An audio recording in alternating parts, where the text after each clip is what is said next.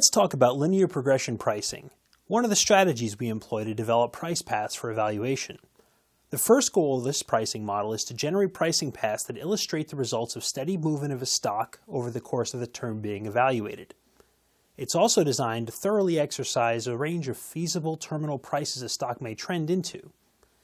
Finally, it's also intended to produce repeatable results that can be easily compared against alternative books using the same model. The easiest way to illustrate the linear progression pricing model is with an example. Suppose today is January 25th, and we have a sample book that contains 100 shares and 2 call options expiring on February 19th. We're going to start off by evaluating the expected performance for our first expiration date, which is February 19th. Over that period, the stock will probably have lots of movement, but we really don't care about the day-to-day activity. Since our book does not have any options expiring between now and the target date, each of our price paths will only need 2 values, today's price and a terminal price on February 19th. And while there are some edge cases, such as the early exercise of in-the-money options, they get effectively rounded out by the expiration handler. In linear progression pricing, each path is calculated using a different standard deviation.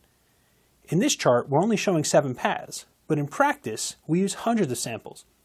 However, it's important to keep in mind that this model is designed to have broad coverage, so each price path is not equally probable. Instead, you should rely on the implied distribution for the range in order to determine the market's expectation of terminal prices. Since these price paths never cross, we can safely produce a line chart that illustrates the market value change at each terminal price on the target date, as shown here.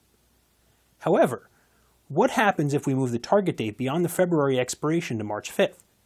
Now we'll need 3 price points in each path, one for today, one for February 19th expiration, and one for March 5th.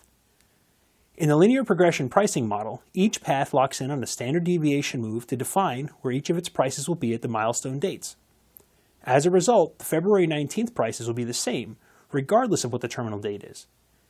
And after we calculate the synthetic spot volatility for March 5th, we can also plot out the anticipated price points for comparable standard deviation moves for those as well.